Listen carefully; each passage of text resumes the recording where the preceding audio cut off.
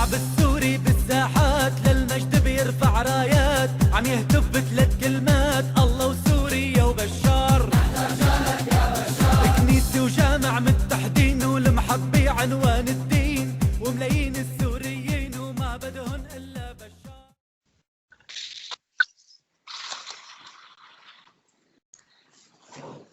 Orain ikusten zaitut. Orain arte zintudan ikusten. Bueno, astera goaz orduan, Siriaren gerra piztu zela ja dagoeneko 10 urte bete dira, eta Siriaren aldetik erabaki dugu persona entzutetsu batzuekin elkarrizketa batzuk egitea, gerraren zergatiak eta gerraren ondorioak azaltzeko, eta gaur gurekin Asier Blas Mendoza, UPVko Unibertsitateko irakaslea eta politologoa dugu gurekin. Ongi etorria izan zaitezela, Asier? Eskerrik asko. Eta, orduan zuzenean elkarrizketan sartuz, lehenengo galdera hause litzateke, ez? Zein zen Siriaren egoera, edo, gutxi gora bera, ekialde hurbileko testu ingurua, eraso edo gerra imperialista hau piztu aurretik.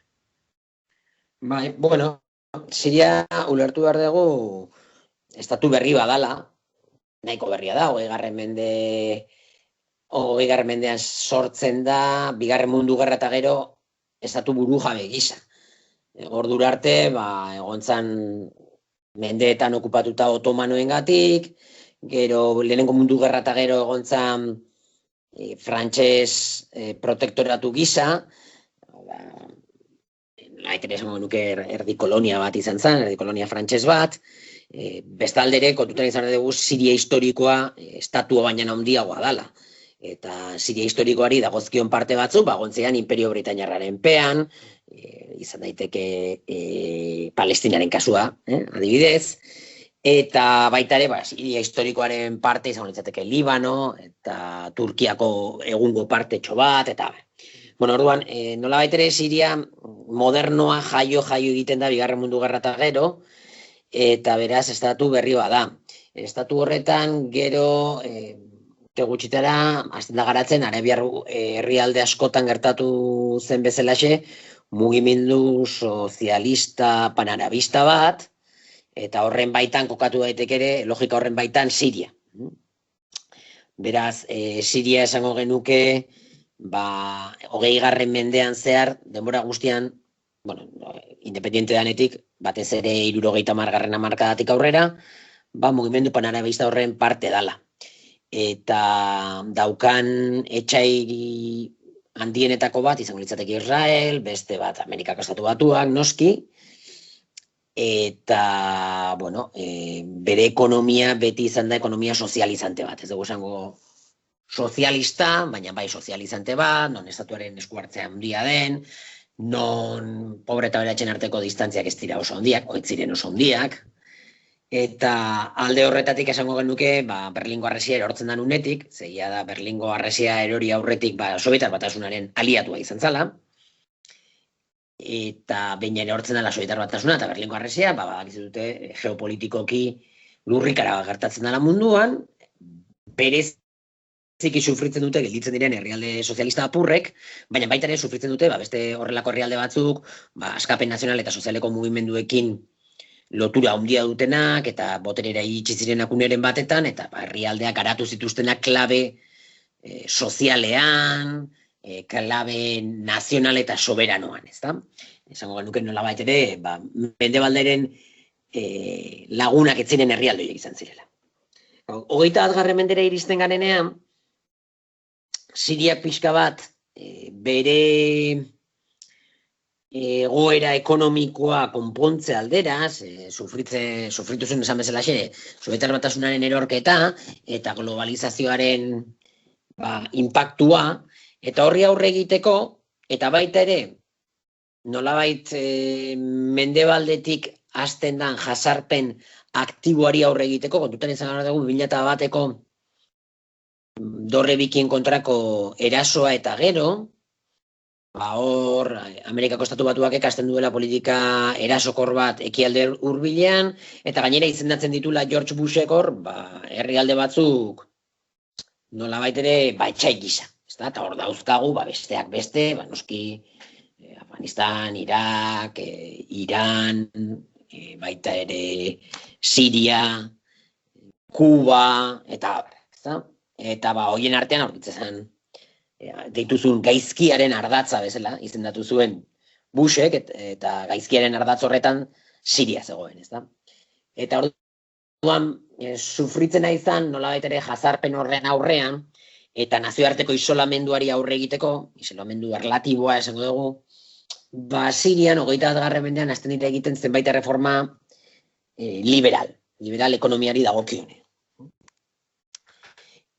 Noski, konparatuta, Latinoamerikan gertatzen ari zirenekin, eta munduko beste txoko batzuekin, ez dira bereziki neoliberalak, baina horrelako sistema politiko sozializante batentzat, edo ongizate estatu importante batentzat, esanguratsuak ziren erreforma horiek.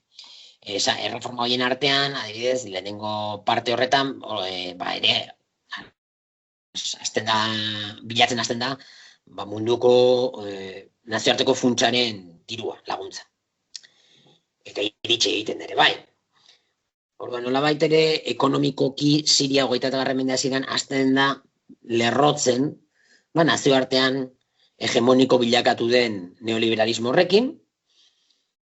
Hor, esan daiteke, horrez dakigudan propioki kasu hortan jada, Bashar al-Assaden gobernuaren erabakia, edo Siriako gobernuaren erabaki erabat autonomoa, horretan sinesten zutelako, edo zan pixka bat bilatzen nolabait ere ateratzea sufritzen ari ziren isolamendu eta jazarpen politiko horretatik, ezta? Bueno, honetatik ere garai hartan konturatuko gara segurenik, Aznar gobernuan zegoenean, Tony Blair eta abar, eta gero gainez Sarkozy ere gobernua egitzi zenean Frantzian, barreman honak hasten dira ere edukitzen Gaddafirekin, ezta? Eta hor badirudi Libiak ere antzeko zehoz egiten duela. Hau da, ez dakit beldurtutak Afganistanen eta Iraken egon diren operazio hiengatik, herrialde batzuk Libia eta Siria bezala jazartuak eta arazo handiak izan zituztenak mendebaldearekin, eta Siriaren kasuan gainez gaizkiaren ardatzan kokatzen den herrialde gisa, basten dira mugimendu batzuk egiten nahi baldin bada mendebaldea poste aldera, edo mendebaldea asetze aldera, ezta? Eta tarte horretan, Siriak 2010, memoria zain, esango nuke, 2010ean, ez 2006an o zazpian, ez dakit noiz zehazki hor, hasten da lehorte oso fuerte bat Siria. 2005, 2006, 2006an bueltan hasten da lehorte hori, ezta? Eta lehorte hori gainez, luzatu egiten da. Urteetan, luzatu egiten da lehorte hori, eta hori gertatzen da, hain zuzen ere, aipatu ditugu neurri neoliberal horiek hartzen hasten diren unean. Adibidez, besteak beste, erretiratzen dituztenean subsidioak nekazarientzat, edo subsidio batzuk. Eta, claro, diru laguntza horiek erretiratzen dituztenean, eta lehortea dagoenean, honek, haserraldia pizten du, noski. Gero gainera, kontutan izan behar dugu, Siriako kasuan, Irakeko gerrak efektu zuzena daukala Sirian. Sirian 1,000,000 errefuxiatu jasotzen ditu zuzenean Iraketik, eta bertan jartzen dira. Horri erantzi bertzaizkio urteetan Palestinatik jasotako 100,000 errefuxiatu ere bai. Edo hortik erantzi bertzaizkio hamarkadetan jasotako 10,000 errefuxiatu kurdo Turkiatik. Hori askotan ez da aipatzen, baina Siria zehoza izan baldin bada bigarren mundu gerra eta gero, eta berezeki 60. hamarkadatik aurrera, inkluso ere lehenago ere, protektoratu frantsesa zenean, zan errefuxiatuak ongi etorri herrialde bat. Ez dakit nola esan, ez da? Ongi etorri ematen ziren errefuxiatuei erraz, Palestinatik etorri edo Turkiako Kurdistanetik etorri. Turkiako armeniar lurralde historiko okupatuetatik etorritako kurduak, bestela ere esan daiteke eta. beste modu batetara adierazte aldera. Beraz, Sirian inpakto berezia dauka Irakeko gerrak, jende asko iristen da, horrek dirua behar du, jende horri harrera egiteko, eta horrek ere aldatzen du Siriako oreka demografikoa. Iristen direnak Iraketik kristaua daude, baina nagusiki musulmanak dira, eta bereziki sunitak dira. Claro, honek zer dakar, Siria berez estatu akonfesionala da, formalki, hor Pablo Sapag irakasleak, Madrileko Complutense Unibertsitateko irakasleak esaten duena da, praktikan dela multikonfesionala. Herrialde multikonfesional bat, konfesio desberdinak errespetatzen direlako, eta konfesio desberdinek dutelako nolabaiteko isla politika simbolikoetan. Horregatik, ospat daiteke, eta ospatzen da estatuaren partetik Ramadama, eta ospatzen dira eguberri kristauak ere bai. Orduan, klaro, iristen danean populazio parte hau sunita dana, demografian badauka inpakto bat. Historikoki, inpakta izan zuten bezalaxe, iritsi ziren beste errefuxiatu batzuk, zer esanik ez, kurduak iritsi zirenean, 20. mendean olatu desberdinetan. Bueno, hori pixka bat esplikatuta testu inguratzeko, agian testu inguratzeko faltatzen beste elementua da, lotuta esplikatu dugun azkeneko elementu horrekin, Siria estatu akonfesional edo multikonfesional gisa. Agian horre ipatu behar dena da, Sirian gehiengoa bai, sunia da, baina musulman sunia da, baina badaude beste gutxiengo oso esanguratsu batzuk, kristauak direla, pisu importantea dute, kristauek Sirian, baita ere xiiak, eta bereziki alauitak ere bai. Baita, hala ere, konfesio religioso gehiago ere badaude Sirian, baina hala ere, esan bezalaxe, denaren gainetik nolabait guztie partekatzen duten nolabaiteko puntu komuna badaude lealtade konpartitu batzuk. Eta lealtade konpartituaren oinarria da siriar nazioa. Nahi baldin bada siriar nazionalismoa. Eta hor siriar nazionalismoan egia da bi nazionalismo mota egon direla. Gobernuan egon dana da panarabista, eta beti egon da ere beste gobernutik kanpo, beste nazionalismo bat dana propioki siriarra bakarrik. Baina, oroar bai lealtade konpartitu gisa zeukatena da siriar nazionalismoa eta parte handi batetan ere panarabismoa. Horrek nolabait ere bigundu egiten ditu egon daitezkeen balizko borrokak erlijio desberdinen artean. Dena den, honek Siriako antolaketa honek konsensu zabala sortzen bazuen ere jendartean, beti estimatu izan da, 20 batek, gutxi asko, 5 batek, insatisfakzioa zeukala egoerarekin. Eta gutxiengo hori sunita da. Sunita da eta nolabait ere estatua konfesionalizatzeko helburua izan du beti. Eta, sunita hauen parte bat, antolatu da asko, anai musulmanen inguruan. Anaitasun musulmanaren artean, egon dira antolatuak, aldi historiko batzutan jazartuak ere bai estatuagatik, ez zuzen ere, konfesionalismo horren kontra egon direlako, eta hauek, okerrez baldin naiz, bi altxamendu izan zituzten, 21. mende aurretik, seguruenik altxamendurik importantena kasozu Ander gogoratu bezu, 80. hamarkada hasiera izan daiteke, 82. Okerrez banago, 82an izan zen, altxamendura, nahi musulmanen aldetik, eta, ez zuten lortu inolaz ere, gobernua kolokan jartzea, baina lortu zutela, gobernuaren eraikin esanguratsu batzuk hartzea. Gogoan dut hartu zutela Alepoko militarren akademia.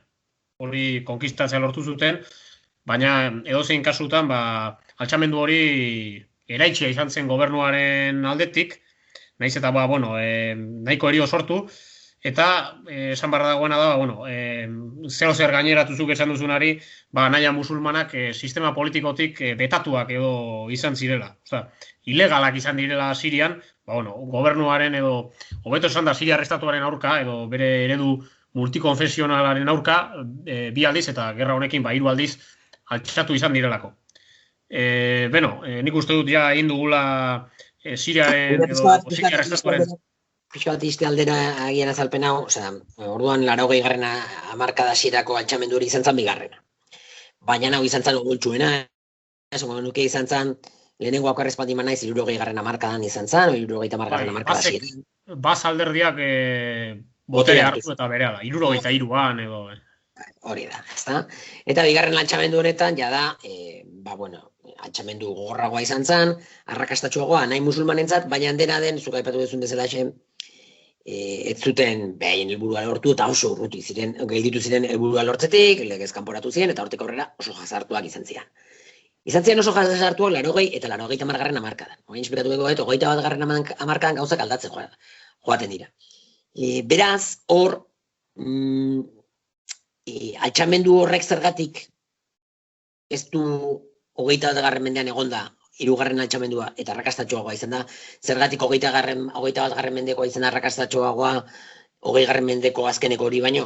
Besteak beste gerra hotzeko kontestu batetan gaudelako, eta orduan kapo esku hartzeak Sirian ez dira errezak. Anai musulmanek ez dazkate konexioak atzerriarekin, konexio sendoak, baliabideak jasotzeko eta Siria estutzeko, nazioarteko eta diplomaziako dimensioetan.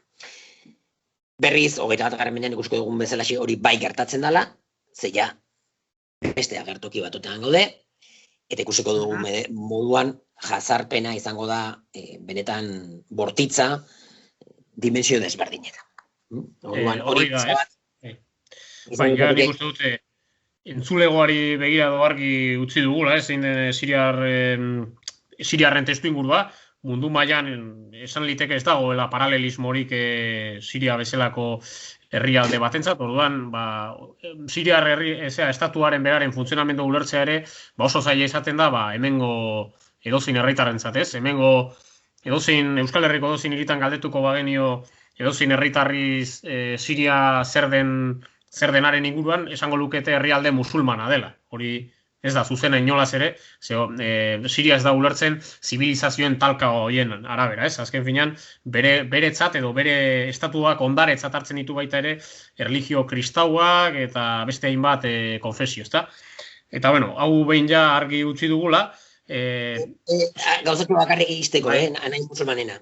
Anai musulmanak legez kanpo egon dira, bai, baina 21. mendean, aipatu dugu liberalizazio prozesu horretan, eta batez ere bere isolamendu horretatik atera nahi horretan, eta bere ekonomia hobetze nahi horretan, hasten da, gogoratuko dugu, iristen dela Erdogan, 21. mende hasieran, iristen da boterera Turkian.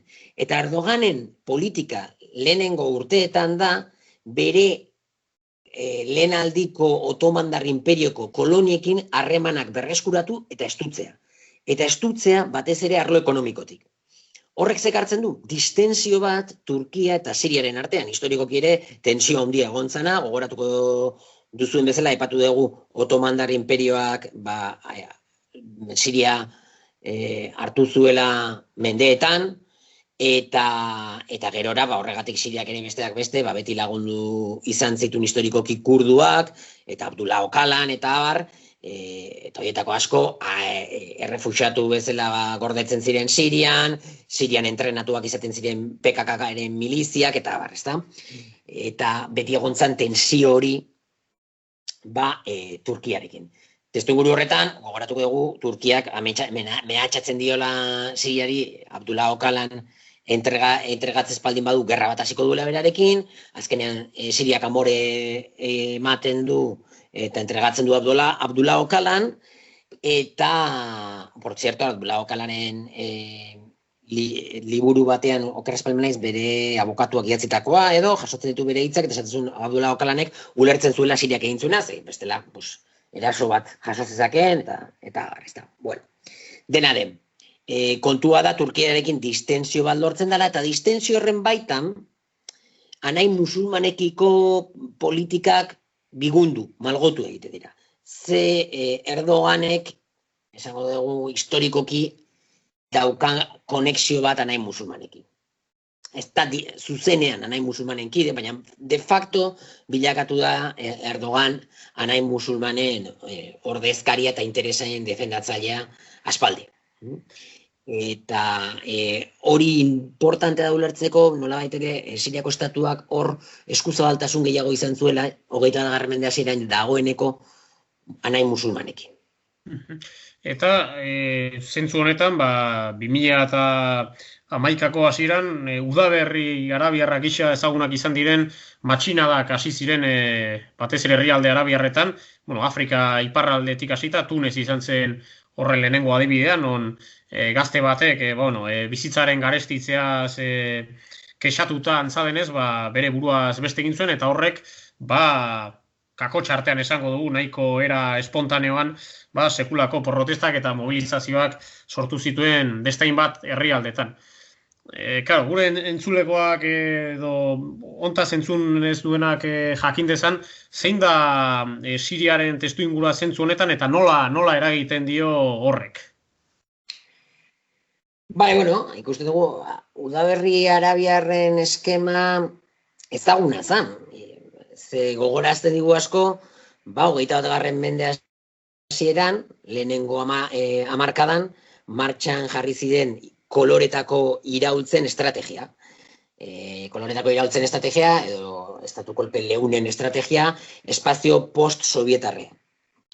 Estrategia hau zen domino estrategia bat, bilatzen zuna, herrialde post-sovietarretan Rusiar eragina kanporatzea eta herrialde horietan mendebaldearen eragina handitzea. Horretarako, martxan jartzen dira iraultza batzuk, koloretako iraultza batzuk, de facto direnak estatu kolpe leunak, eta... Eusten badia zu gaineratzen, lehenengo koloretako iraultza esan daiteke Jugoslavia murriztu horretan eman zela, ez? 2000. urtekoa dela. Buldozerren iraultza. Eslobodan Milosevicen aurka hori da koloretako irautzen lehenengo agertokia, ez da? Nolabait esateko. Bai, esango genuke aitzindaria dela. Ez da propioki etiketa oraindik ez da sortu.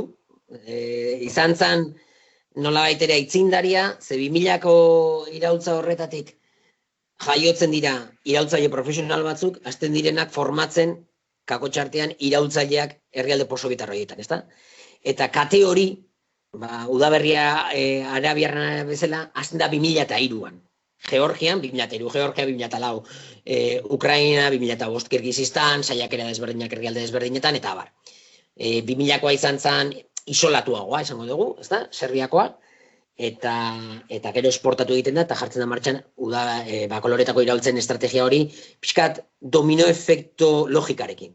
Eta hori bera, 5 urte berandu, 5-7 urte beranduago, 2010, 11-tik aurrera, martxan hasten da jartzen testuinguru arabiarrean. Kasurtan, udaberria arabiarra ditzen zaie, beti bezalaxe horretarako, matxina dagoetarako beti daude faktore endogenoak esplikatzen dutenak, dudari gabe. Beti badaude faktore nahikoak herrialde batetan, atxekabea egoteko eta mobilizazioa sortzeko. Baina kontua da, nola bukatzen duten atxekabe eta mobilizazio hauek gobernuak kanporatzen. Ez da posible normalean gobernuak kanporatzea ainerrez. Eta are gehiago, ari baldin bagara, mendebaldearen hitzetan, herrialde autoritarioetaz, diktaduretaz. Ze herrialde autoritario eta diktadura mota diran ainerrez erortzen diren gobernuenak, ez da? Tunisia dala, edo Egiptorena dala. Karo, hor gertatzen dena, hor politologo batzuk oso ondo esplikatzen dute, dala Levitskik eta hauek daukate liburu bat, 2010an argitaratua, autoritarismo lehiakorra, autoritarian competitism, olakon bat. Autoritarian competitivi, antxe bertan ez naiz. Autoritarian... Bueno, euskaraz izan izateke autoritarismo lehiakorra olakon bat. Ez nahi zoraitzen oso ondo liburua, zoain behatzen baldin badet liburua igual interneten, topatu genezak eta jarri nahi baldin badezu deskripzioan, ez da audioaren deskripzioan. Baina Levitskik eta Weik idazten dute liburu horretan, oso ondo esplikatzen dute, beraiek azaltzen dute, mendebaldearekin lotura desberdina dituzten erregimenetan, horrelako eraldaketa politikoak, demokratizazioak edo gertatzea, errazagoa da, sistema autoritarioaren boterea daukanak, boterea ustea, violentziari gabe errazagoa da, mendebaldeak eragin gutxi daukan herrialdetan baino. Hau beste modu batetara esan da, izango litzateke, erresagoa da mendebaldeko herrialdeetatik soberanoak diren herrialde horietan, horrelako estatu kolpeak edo irautzak ez gertatzea, ezta? Eta orduan ikusten dugu Udaberri Arabiarretan, claro, oso ondo funtzionatzen du asuntoak Tunisian, ze oso mendebaldeko menpeko herrialde bada, Egipton ere hasieran, Egiptoko arazoa zein da? Egiptoko arazoan nagusiki da, gero hauteskundeak egiten direnean, eta lehiakorrak, durartekoak ez ziren oso lehiakorrak, edo ziren bat ere lehiakorrak, ez da, sistema autoritario egipziarrean, momentu horretatik aurrera, gertatzen dena da, irabazten dituztenak hauteskundeak, anai musulmanak direla. Eta orduan gainez oso garbi ikusten da, Udaberri Arabiarren atzean dagoen ekimen nagusia ez dela demokrazia ekartzea, eta estatu liberal sendo bat sortzea, inondik ere, inora. Benetan, mobilizatzeko kaleetan, Arabiako herrialde hauetan, indar importanteena da integrismo musulmana, dudarik gabe. Integrismo musulmana da, eta ikusten da oso ondo Egipton. Badakigu Egiptokoa nola bukatzen du, beste estatu kolpe batekin, Al-Sisik ematen du estatu kolpe bat, eta, hortxe bueltatzen dira sistema autoritario klasikoago batetara hauteskundekin, hori bai. Badakigu gaur egun, hauteskundeak normalean ospatu egiten direla naiz eta erregimen autoritarioa izan. Eta hori, behiratu de, por cierto, da, competitive authoritarianism, hori da. Competitive authoritarianism da liburua, Levitskik eta Weik argitaratu zutena 2010an, eta hor esplikatzen da pixka bat asunto hori. Dena den, hitz egin dugu koloretako iraultzetaz, eta koloretako iraultzen buruzagia, batez ere eskola profesionalen iraultzaileen profesio hori sortzen da, eta horretarako eskola batzu daude, eta buruzagia da Popovic. Okerrez baldin banaiz, eta Popovic egontzan Serbiako buldozer iraultzan, eta bera joaten da, Sobietarroiko zenbait errepublikatara, eskola hori martxan jartzea Amerikako Estatu Batuen zerbitzura, eta ez du inondik inora eskultatzen. Horretarako badakazute dokumental oso bat da Estados Unidos a la conquista del este, topatuko ez dute YouTubeen, eta horri guztien da oso ondo, ez dute inondik inora eskultatzen zer egiten dute eta zeinen mesedetan egiten dute. Zentzu horretan ere, entzulegoa jakin dezan kuriosidade bezala, Sasa Popovicek honek ere aholkularitza eman zion Venezuelan bere burua presidente gisa proklamatu zuen Guaidori. Belgradora joan izan zen Guaido, eta bertan hori, insurgentzia tekniketan edo aholkularitza eta entrenamendua jaso omen zuen, beraz agerikoa da, hau honen eragina eta influentzia koloretako iraultzen gidaritza eramaterako orduan. Eta guzti hau, Popovic esaten dugu, baina ez da Popovic norbaitentzat egiten du lan. Egiten du lan Amerikako Estatu Batuetako fundazio desberdinentzat, eta fundazio horien hitzetan beraiek egiten dute, 80. hamarkada arte FIAk egiten zuen gauza bera. Beraz, testuinguru horretan gaude. Eta Sasa Popovicek Udaberri Arabiarren lehenengo olatu eta gero, baina 2012-2013an bertan ja ematen zituen hitzaldietan esate zuen. Ez dute pentsatuko Udaberri Arabiarrak bertan sorturiko kontu badala, ezta? Eta gainez, pixka bat egiten zuena zen txuleatu eta guzti esan ez. Gu gaude horren atzetik. De hecho, Udaberri Arabiarretan ikusten ziren panfletoak, oktabilak eta ateratzen ziren askotasko, zirala, koloretako iraultzetan erabiletako berdinak, itzuliak Arabierara. Igualak. Honez esan nahi du, noski, herrialde horietan bazegoen atxekabe bat, oso desberdina herrialde noski, eta etxekabe hori aprobetxatu egiten da bultzatzeko erregimen aldaketa bat, eta erregimen aldaketa horrek zebilatzen du mendebaldearen aldeko gobernuak egotea.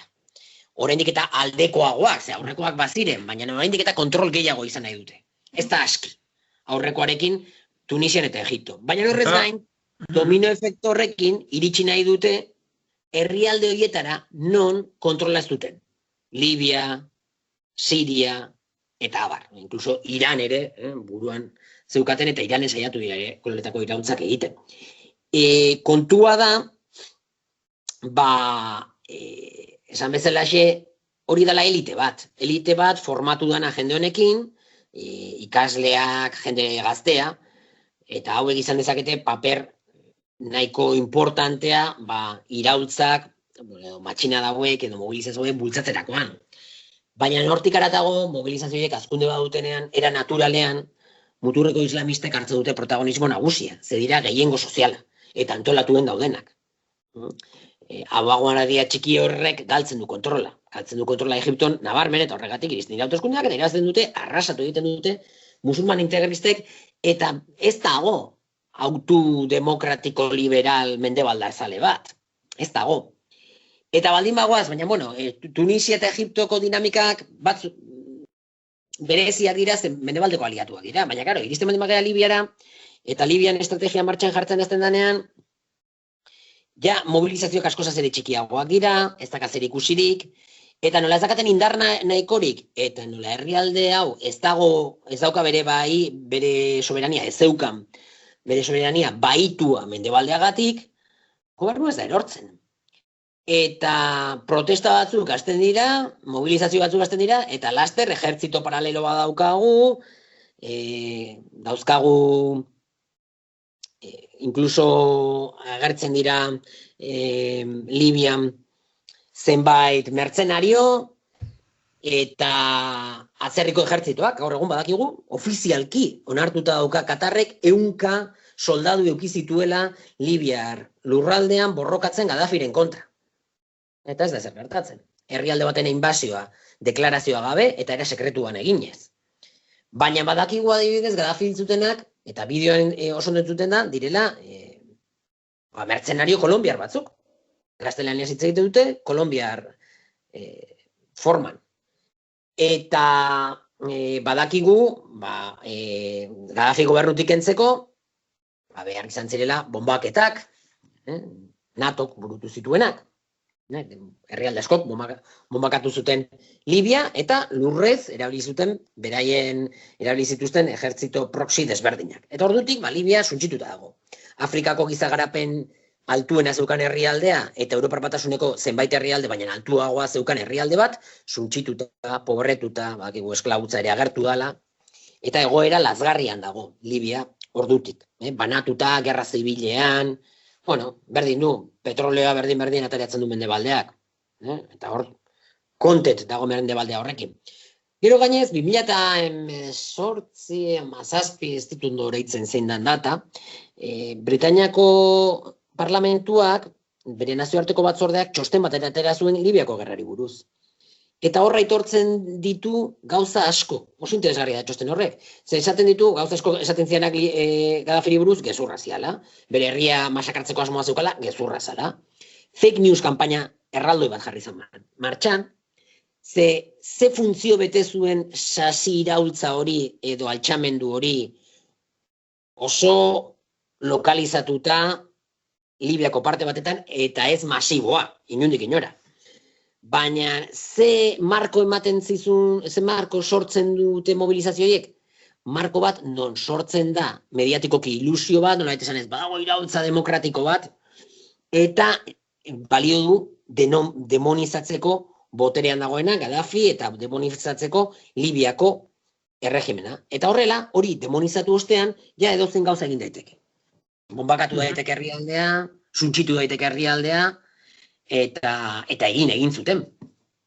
Hori bera ere, olatu horren partetxo bat, txikiagora, oraindik eta txikiagoa iristen da Siria ere, bai. Eta Sirian mobilizazio batzu daude, gobernuaren kontra, baina batez ere dira politika publiko batzuen kontrako mobilizazioa. Aipatu ditugu neurri neoliberalak zeuden, aipatu ditugu lehorteak zeuden, eta horrek sortu zuen pobretze eta atxekabearekin, gainez biderkatu egiten dana subsidioen, nekazarientzako subsidioen erretiradarekin, eta abar. Eta horren arira sortzen dira mobilizazio batzuk, Sirian nagusiki bilatzen dutenak politika publikoak aldatzea. Baina azkar mobilizazio hauek era arraro batetan, edo esain arraroan, hasten dira violentzia sortzen. Violentzia sortzen gainez manifestarien parte batetik. Eta hasten dira saltzen musulman integristak. Eta, badakizute, herrialde oso diktatoriala zana eta gaizkiaren ardatzean zegoen herrialde horretan, goizetik gauera, mobilizazioa bilakatzen dira violentoak, ejertzito batzuk, ez bat, ejertzito pila bat, ejertzito paramilitar eta milizia pila bat sortzen dira, eta azten dira borrokatzen gobernuaren kontra, eta azten dira gobernuari lurraldearen kontrolak entzen. Imaginazazute, Franco garaian, Estatu Espainiarrean, mobilizazioak, eta zergatik etzan gertatu hori, zergatik etzian montatu ejertzito paraleloak, lurraldea galduzun Franco, eta abar. Ze hori egiteko, behar dana da, kanpoko laguntza.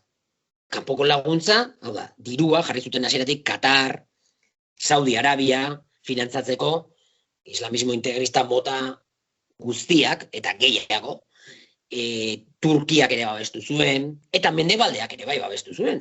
Hillary Clintonek berak esplikatu zuen.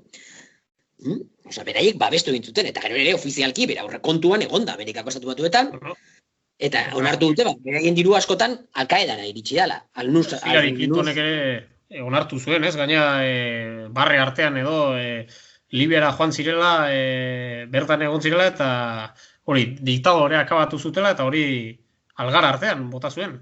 Bai, grabatzen ari zian irudi hori, zeuden airean, behak etzun petxatzen airean zeudenik, baina grabatu zuten eta hor gelditu zen dokumentuak garbi dago, nork ordaintzen zitun, Gaddafiren kontra borrokatzen zuten kolombiarrak. Garbi dago.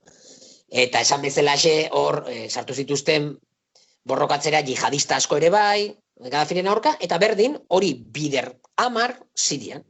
Ze Siriako estatua Libiakoa, baina askozaz ere indartsuagoa zan, sendoagoa zan. Eta orduan, operazioa oraindik eta gehiago komplikatzen zan. Eta komplikatzen zanez horretarako baliabide gehiago behar. Baliabide ekonomiko eta militar gehiago. Eta baita ere giza baliabide gehiago. Orduan hor, Mendebaldeak, Frantziak hasieratik erasotu nahi izan zuen Siria, Frantziak nagusiki, baina baita ere Britainia Handiak, Amerikako Estatu Batuakek, Turkiak, kontutan izan dezagun, Britainia Handia da Siria banatzen duena, Siria historikoa banatzen duena. Frantzia da Siriako protektoratuan sekulako sarraskiak egin zituena, eta Siria eran neokolonialean kudeatu zuena. Eta Otomandar imperioa da, Turkiarrak dira historikoki, azkeneko mendeetan Siria armez hartuta izan dutenak. Zentzu horretan, samarra dago ez, Libiako kasuarekin alderatuta, Libia azkenean nazioartean erabat isolatuta zegoela, ez? Hau da, proxy gerra baten biktima izan zen, hasiera batean, baina ez zuen izan inolako laguntzarik ez nazio batuen segurtasun kontseilua, naiz eta Errusia edo Txina bezalako potentzien aldetik, hori, aire bombardaketak gerarazteko eta. Baina Siriaren kasuan ikusten duguna da gatazka internazionalizatu zela eta potentzia antagonikoek haien artean ere enfrentamendu ezain zuzen bat edo zeharkako bat izan dutela Siria ardatz hartuta. Zentzu horretan entzunlegoa jakin dezan Sirianeko gatazkan edo parte hartu duten aktoreek nolabait nazioarteko zuzenbidea errespetatu dute bere osotasunean. Ze batzuen ustez ere, Errusiak, Iranek eta barrek ere, Sirian esku hartu dute eta gerrari auspoa eman diote. Hau, baieztapen hau egia da? Ez, noski. Sirian, hasieratik aipatu dugun bezala xe, mendebaldearen eskuartzea dago, zeharka. Zuzenean dago Saudi Arabia, Emirato Arabe Batuak, Katar eta Turkiarena. Hori zuzenean, hasieratik. Eta zeharkakoa da mendebaldekoa, eta mendebaldea pixkanaka sartzen joaten da gerran. Gogoratu dezagun, lehenengo, herrialde horretan bombakaetak hasten direnean, bombaketa horiek hasten dira, esaten dute ustez ISISen kontra, ze claro, imaginatzen zuten nola hasten den teorian, edabidek Siriar iraultza zitzeite dutenean, daude sortzen, Libian bezala marko bat demonizatzeko Siriako gobernua eta Siriako presidentea, eta horrela lortu alizateko marko bat, non masek ulertu dezaten, zilegi dala, esku hartze militar bat Sirian, ezta? Azkenean hori da helburua. Eta teorian esaten zigutena, iraultza sasi demokratiko bazala, eta ikusten dugu azkar bideratzen dela integrismo musulmanera. Baina integrismo musulman horretan hegemoniko bilakatzen joan zan Al-Qaeda, baina azkar Al-Qaeda galtzen du bere hegemonia ISISen alde. Oraindik eta erradikalagoa. Eta bitxia zan, ISISen agerpenarekin ja, hasten dira bombaketak, mendebaldeko herrialden bombaketak, imaginatzen zute, Siria bombakatu du ere bai Australiak, munduko beste puntan dagoen herrialde bat. Eta bombakatzen dute, ISISen aitzakiarekin, baina egiten nahi direna da nazioarteko legedia hautsi, nazio batuen erakundearen babesik gabe, eta beraz, nazioarteko legedia haustea da. Gero zer esanik ez, momentu honetan, Amerikako Estatu Batuakek, Frantziak ere izan ditu momentu batetan, Britainia Handiak ere bai, base militarrak izan dituzte Sirian, eta Amerikako Estatu Batuakek base militarra dazka Sirian. Oda, dago okupatzen Siria, herrialde independente eta soberano bat, nazio batuen erakundearen mandatu gabe. Hori jada, bombaketak baziren, nazioarteko legedia ustea, herrialdea okupatzea zer esanik ez. Baina Siria momentu honetan okupatzen ari da bai Turkia. Turkia, Siriako iparraldea, ipar mendebaldea ari da okupatzen, eta bera eta bere proxiek, Amerikako Estatu Batuaren proxiak dira kurduen miliziak. FSD, ditzen dirak.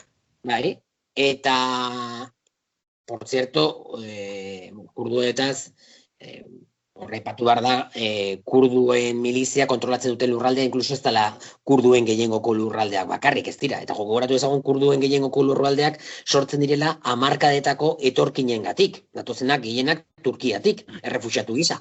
Baina, hori parentesia arte. Hor, zeraskin bat egiteagatik, entzulegoa jakin dezan, kurduen lurraldea gaur egun iristen da Siriako, hiri nahiko garrantzitsu batera, Deir ez-Zor hirira.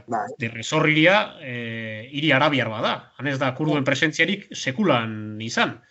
Eta beraz, justifikazio nazionaletik ere, ezin daiteke justifikatu, kurdua ez den lurralde bat okupatu izana, ez daukalako egita ere lotura territorialik horrekin, ez?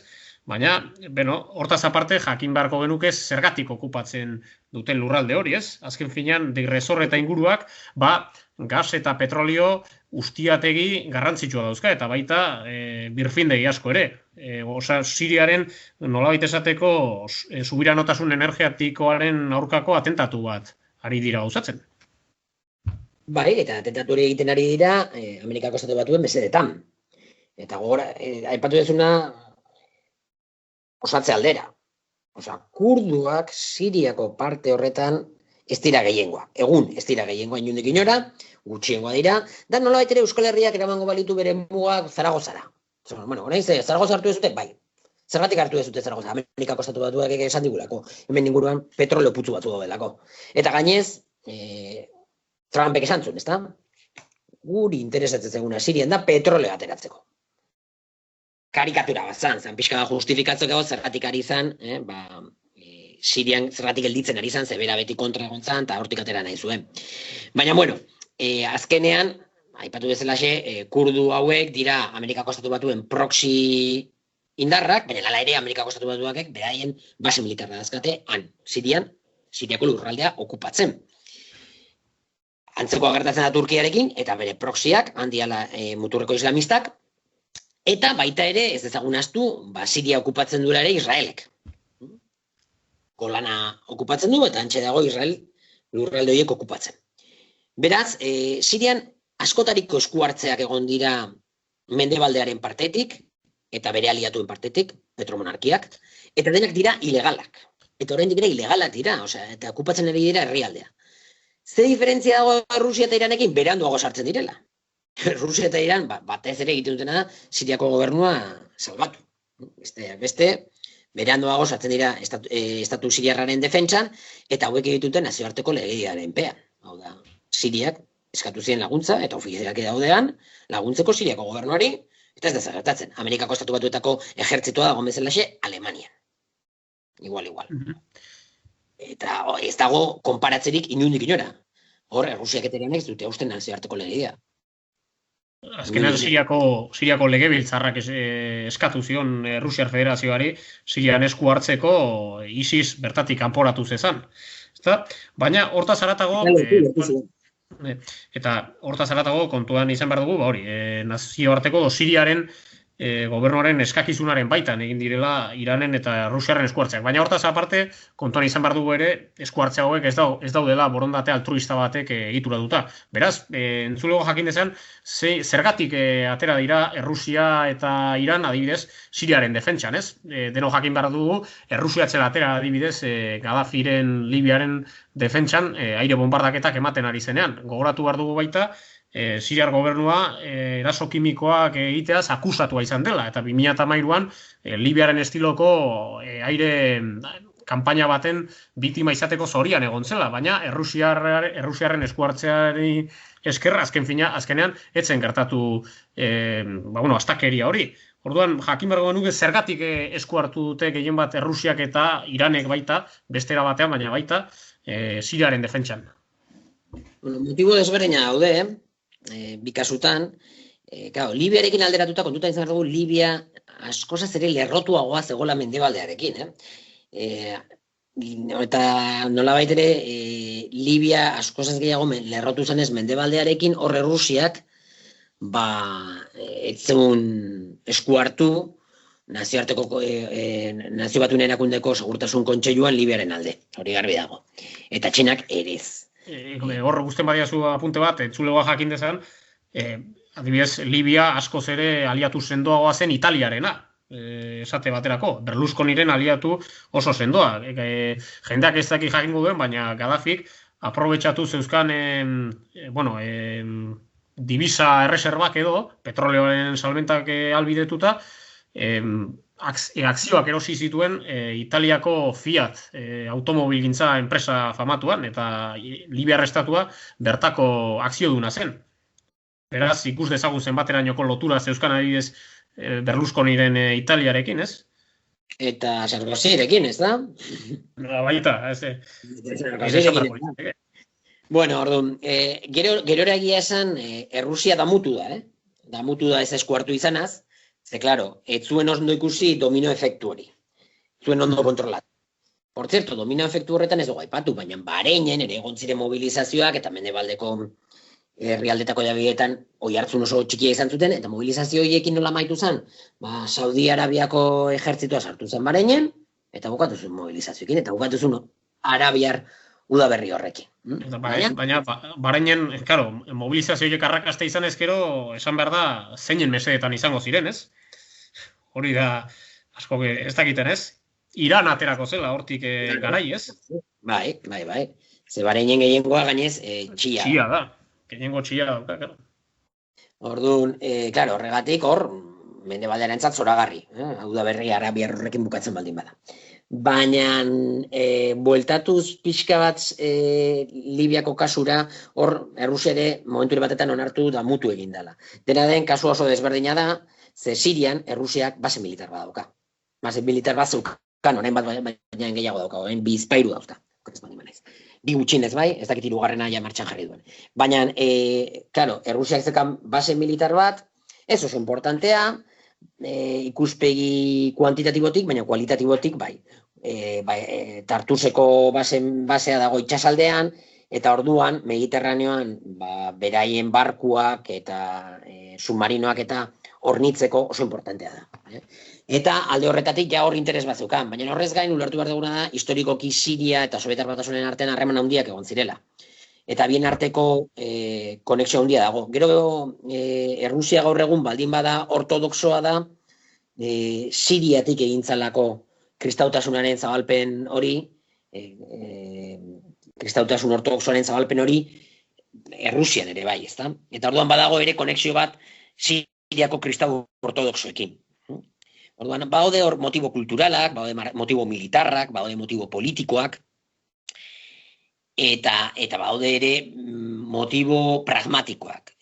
Libia jakina zen estatu bezala askoz ere ahulagoa zala, eta hor zeregin gutxi zegoen, baldin bazan eraso bortitz bat, aziltena bezala, Libiaren kontra. Baina berri Siria, estatu sendoagoa da, handiagoa da, eta estrategikoki Errusiarentzat importanteagoa da. Ze oso gertu dago Errusiatik. Ez dago ainurru. Kaukasoko mugatik ez dago ainurrun.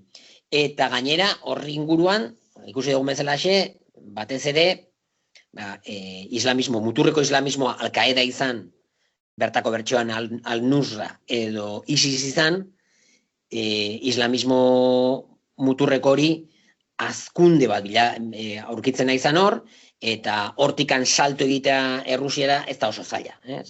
Errusiako hegoaldea, gutxiengo musulman oso importantea daude, errepublika batutan gehiengoa direnak, eta alde horretatik interes desberdinak, askotariko interesak zizkean Errusiak, eta denek deitzen zioten nolabait ere Siria babestera. Iraneko kasuan, Siriarekin aspaldi dauka aliantza irmo bat. Siria izan zen, Iran eta Iraken arteko gerran, Irani babes eman zion herrialde gutxienetako bat. Eta gero badago gutxiengo txiki bat Sirian, alauiak ez dira xiak, baina normalean askotan ere xien zaku berean sartzen dira, alauiak gehiago dira, gutxiengo badira ere Sirian, eta beti izan dute nolaiteko konexioa ona Iranekin. Eta gero ere, historikoki, bi herrialdeak oso antiimperialistak izan direnez, alde horretatik ere, badago konexio puntu bat. Kontutan izan behar dugu, dena den, bi herrialden sistema politikoak oso desberdina direla. Ze Iranekoa da religiosoa eta Siriakoa da konfesionala. Osea, alde horretatik ez dago konexio puntu bat. Baina, aipatu dugu bezala historikoki aliatuak dira, biek gorrotu dute Israel, adibidez, eta Palestinarren defendatzaile nagusienak dira. Siriaren kasuan, esan behar da, Eranskin bezala, ez dela estatu bakarnetakoa eta herrialde arabietan uste dugu bakarra, oraindik ez duena sinatu Israelekin pake itunik. Hori da. Eta Israelekin gerran, behin gehiagotan egon da. Eta hor badago ardatz bat, deitzen zaio gerriko xia. Siria ez da xi gehiengoko herrialde bat, baina bueno, horrela deitzen zaio eta da aliantza bat, egon daitekena Iran, Siria, Iran, Irak, Siria eta Libanoren artean. Lau herrialde hauetan, Iraken gehiengoa xia da, Siria aipatu ditugun elementuengatik Iranen aliatua da aspaldi, eta, xiek baute pisu bat eta bereziki alauiek, eta gero, Libanon, gehiengoa historikoki kristaua izan da, baina xien pisua oso handia da, eta gero ez da gehiago dira, ez dira egiten errolda oso fidagarriak, eta segurenik gaur egun da ez dira gehiengoa kristauak. Baina ez da egin nahi erroldarik, ze errolda zaharren arabera banatzen da boterea sekta erlijiosoen artean.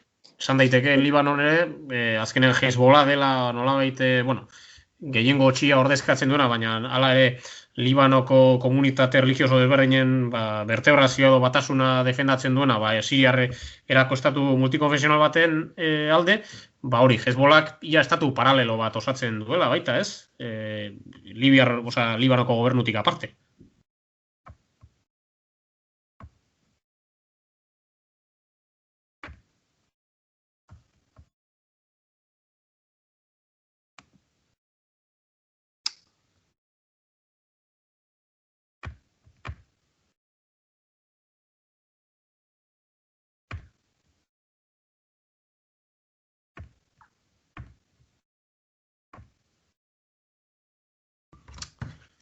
Hostia.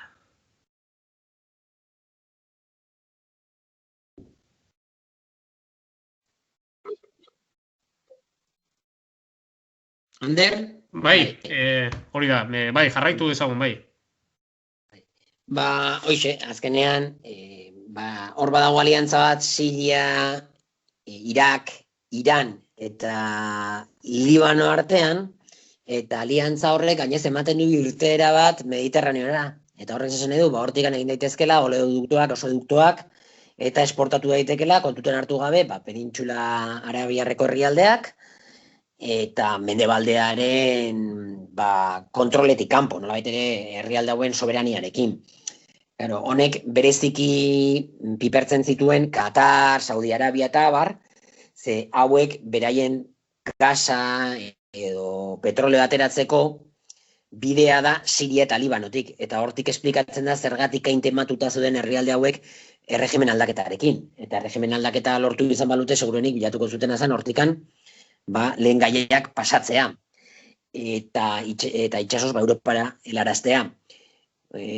Hortaz, aparte ere badago, noski, elementu islamista, badakigu Katar, Saudi Arabia eta herrialde hauek oso islamistak direla, oso muturreko islamista direla, talde horretatik beti babesten dituzte talde islamista muturrekoak, baina zeuden ere irizpide ekonomikoak erregimen aldaketa hori bultzatzeko, ezta?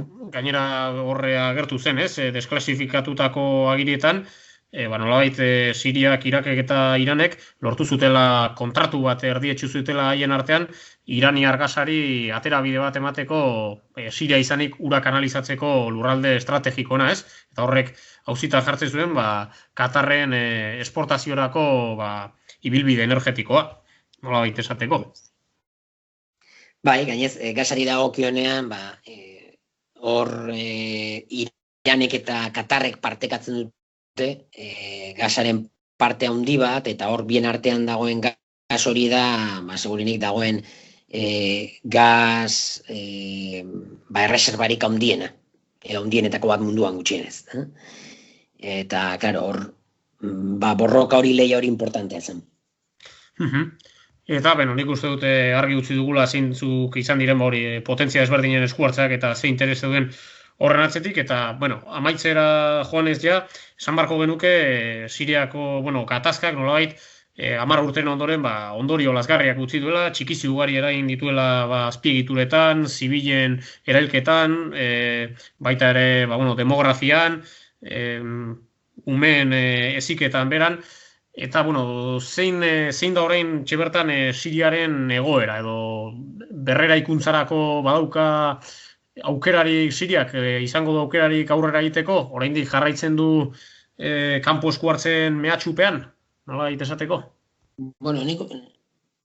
Nahiko ezkorra naiz Siriaren egoerari dagokionean. Hasteko Siriak, eta horrelako esku hartze militarrak, proxy gerra baten bitartez jasotzen dituzten herrialde guztiak, bezalaxe, jasanduen suntxiketak esan eduna da soberania galtzen duela.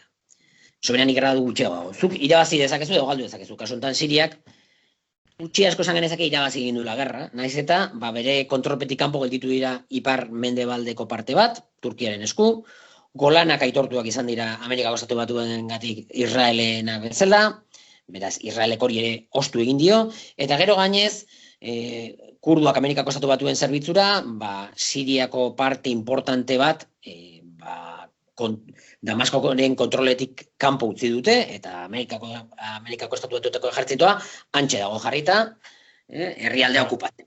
Eta jakina, hor Siria ekialda okupatuta egonik, Amerikako Estatu Batuak aldi berean baseak ditu, eta hori, agertoki aproposa da, proxy gerra bat etorkizunean berriro abiarazteko, ezta? Hori da, beti daukazu mehatxu hori. Mehatxu hori Amerikako Estatu Batuen partetik, eta baita ere iparraldetik, iparmendebaldean Turkiaren partetik. Beraz, ikuspegi horretatik ere, gerra irabazi du, baina gerra ez dago erabat bukatuta, nik esango nuke izoztu egin da. Eta alde horretatik egoera kezkagarria. Eta gero, herrialde guzti horietan, nahiz eta zuk gerra irabazi, suntxiketa hain handia izan da, asko pobretu zaituela, Siriak momentu enten bizi duen egoera sozioekonomikoa oso larria da, oso larria da, eta orain pandemiaren erdian, eta horri erantzi behar zaizkio Siriak daskan santzio guztiak, blokeo guztiak, ze horiek ez dira amaitu. Eta horiek ere, por cierto, hortxe indarrean jarraitzen dute COVID-19aren pandemiaren erdian. Cesar Legea, ez da? Estatu Batuetako estatu departamentuak inposatutako Cesar Legea, ez? Eragozten diona Siriari kanpo merkataritzan parte hartzea eta baita ere, oinarrizko lehengaiak eta oinarrizko ekipamenduak inportatzea, ez? Hori da. Eta beraz, egoera sozioekonomikoa oso larria da. Berreraikuntza egin behar da. Gainez, gerra ikusi dugun bezalaxe, galdu irabazi baino, esango genuke, bizirik ateratzea gerratik, eta horri izoztu egin da. Ez tezu galdu gerra, baina irabazi ez dakit ezotean gehiagitxo esatea. Eta berreraikuntza egin behar da. Eta berreraikuntza hori, zure aliatuekin egin behar dezu. Baina zure aliatuek, ikusi dugun bezalaxe, Rusiak base militar bazekan, orain bi badauzka eta okerrez bat naiz hirugarren bat jarri behar du martxan. Siriak nahi du, noski nahi duela. Ikusita nola dukana asuntoa, aipatu dugun bezalaxe gerra ostean, baina horrek zea dirazten du, Siriak hemendik aurrera geroz eta soberania gutxiago izango duela.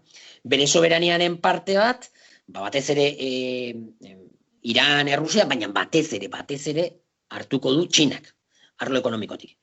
Txina aliatua da, Siriaren aliatua da, aliatu eta bazkide ekonomikoa da, eta berarengan konfiantza gehiago jarriko du. Guzti honek esan nahi du, gogoz eginda, gogoz kontra egin gabe, baina errealitatea da, gaurko Siria, oain dela 10 urteko Siria, baina soberania gutxiago daukala. Eta zer esanik ez, oain dela 30 urteko Siria baino. Eta hori errealitatea bada. Gerra ez dezu irabazi, eta gero, egoera sozioekonomikoa lasgarria da, eta ez zaio ikusten irtenbide errezik egoera sozioekonomiko hori epe motzean, epatu bezalaxe, honi lotu zaio pandemia ere bai. Beraz, konfiantza guztia zeinen gan usten du momentu enten Siriak, segurenik, bere aliatuen gan. Eta horrek esan nahi duna da, zure buruaren jabe izateari utzi diozula erabat. Eta zentzu honetan ere, Euskal Herrian eta badakigu, Palestinar herriarekiko elkartasun uholde handia egon dela betidanik, ez? Eta, jakin beharko genuke, estatu gisa Siria izan dela Palestinar nazio askapen mugimenduari babes gehien eman dion herrialdea, izan simbolikoki, politikoki, militarki zein logistikoki. Siriaren ahultze honek zure ustez eragingo dio Palestinako nazio askapen mugimenduari? Bai, dudarik gabe. Eragin dio ja da. De hecho, gainez lehenengo zatitu egin zituen, ezta? Palestinarren artean bazuden batzuk hasieran, gero ja aldatzen hasi ziren, baina hasieran, beste zutenak Siriako gobernuaren kontrako mobilizazioa eta matxina da gero. Eta batez ere, Hamas eta integrista musulmanek, noski, bat egiten zuten anai musulmanekin, hirugarren altxamendu importanta izan dela anai musulmanena, eta kasu honetan, 80. hamarkadakoarekin alderatuta, laguntza asko jaso dute atzerritik, diruarekin, giza baliabideekin, armamenduarekin eta alde horretatik horrek inpaktua izan du dagoeneko Palestinar mugimenduan, eta Palestina gaur egun ahulagoa da, besteak beste, Siria ahulagoa dalako ere bai.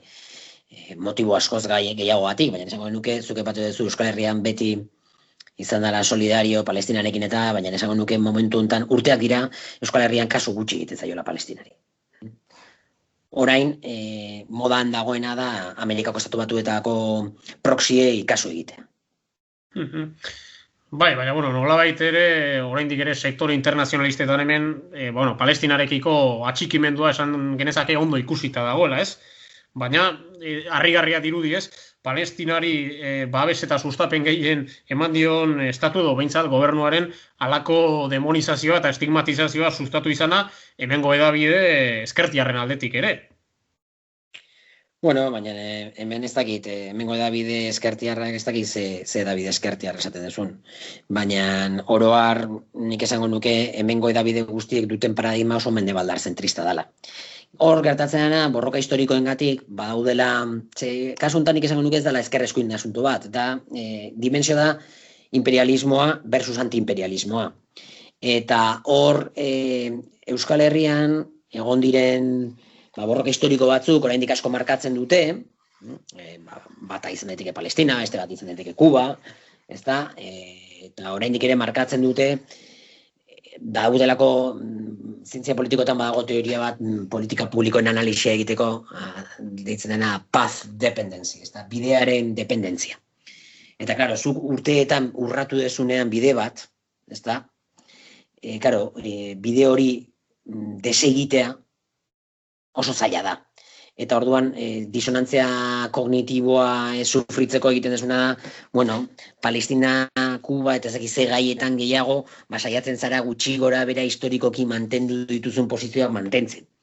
Baina hori buruz alik eta gutxien hitz egiten duzu. Ze dagoeneko birkokatu zera, eta birkokatu zera, mendebaldar zentrismoaren alde, imperialismoaren alde, eta dena delakoaren alde. Eta momenturen batetan iristen da gainera kritika ere iristen zaiona Palestinari, edo kritika iristen zaiona beste herrialde batzuei, Venezuelari ere, edo Kubari, edo dena delakoari. Zer esanik ez Iraneri, edo Errusiari, noski horiek ez dakatenez ibilbide historiko bat, ez dago pat dependenzi bat horiekin elkartasunekoa, edo simpatia antiimperialistarena, horiekin noski egurra hasieratik. Baina besteekin, egurra, segurenik askok eta askok egurra eman nahiko liokete, baina paz dependentzia hori, bidearen dependentzia horrek egiten die, formalki, elkartasuna adieraztea Palestinarekin, baina agendatik ateratzen dute. Agendatik ateratzen dute, edo agenda baztertu egiten dute. Beno, nik uste honekin errepaso historiko nahiko mardula eman diogula Siako gatazkari. Beraz, honekin amaituko dugu, eskerrik asko Asier gurekin elkarrizketa hau egiteagatik, eta beste bat arte. Eskerrik asko Ander zuri eta Siriaren alderi. Beste bat arte. Agur.